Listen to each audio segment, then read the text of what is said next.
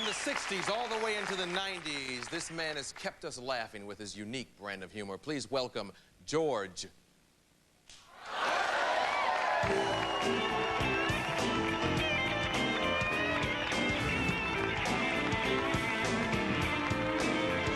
How you doing? Thank you. How you doing? Hey, nice to see you. Listen, I'm here to exploit this war. I'm here to exploit this war. War is good for business. Just take a look at the stock market, so I'm here to exploit it just like everybody else in this country. Best thing about this war, it's on every channel.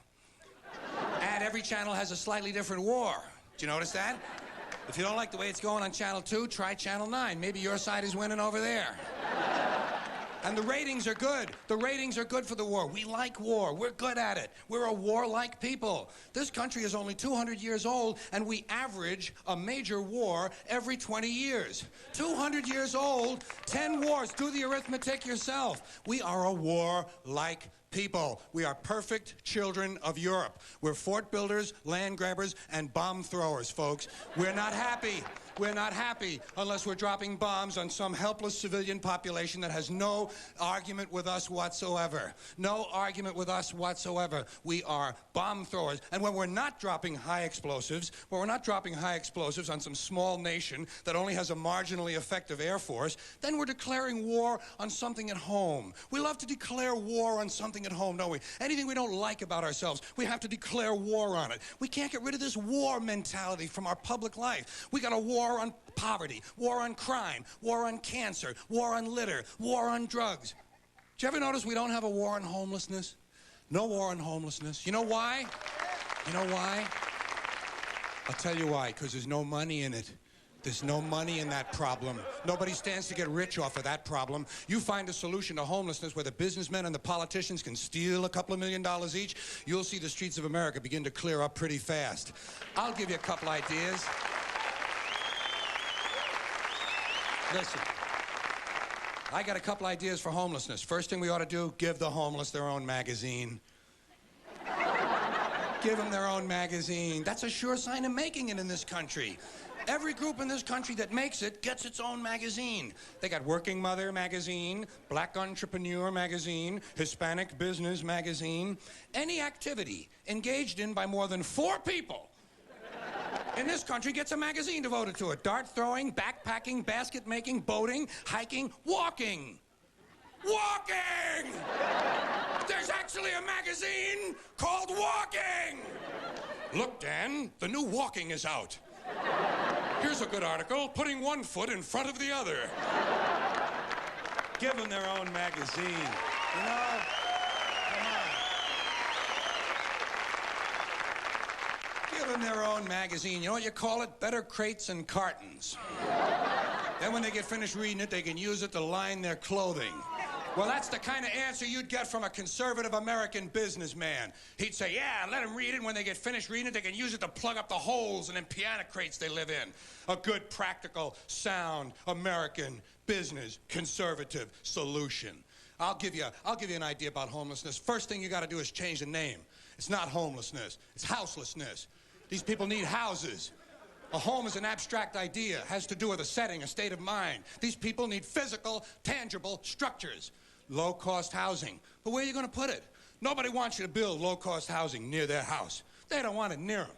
We got a thing in this country called NIMBY. N-I-M-B-Y. Not in my backyard. That's what they call it. People don't want anything near them, especially if it might help somebody else. They don't want any kind of social help located near them. You try to open up a halfway house. You try to open up a drug rehab center. You try to open up a little place for some retarded people who want to work their way into the community. People say, not in my backyard.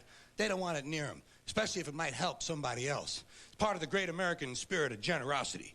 You can ask the American Indians all about the great American spirit of generosity. If you need current information, try a black family.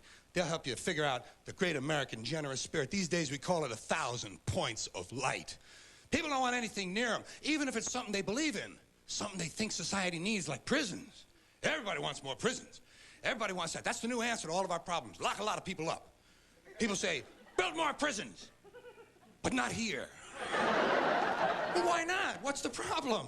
What would be wrong with having a prison in your neighborhood? Would seem to me like it would make it a pretty crime-free area, don't you think? You think a lot of crackheads and pimps and street criminals are going to be hanging around in front of a prison? No way, they're gone. What's wrong with these people?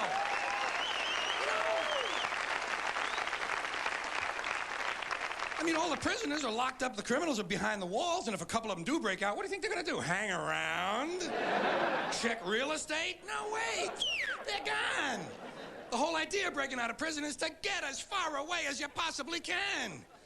Not in my backyard. Well, I got an idea where we can put some low-cost housing. Golf courses. This is just what we need. Golf courses. Plenty of good land. Plenty of good land in nice neighborhoods, land that's devoted now to a meaningless, mindless activity engaged in primarily by white, well-to-do male businessmen who use the game to make deals to get together to carve the country up a little finer among themselves. Golf is an arrogant, elitist game, and it takes up entirely too much room in this country. Entirely too much room. Listen to me. You know how much room it takes up?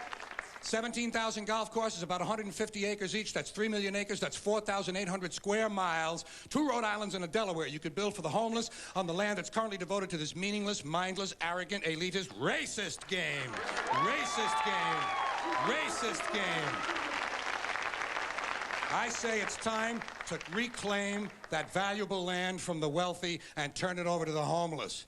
You see, I have solutions. You know the only problem? No one ever calls. Rarely get a call from Congress or a think tank. Thank you all for listening. Good night. I'll see you later.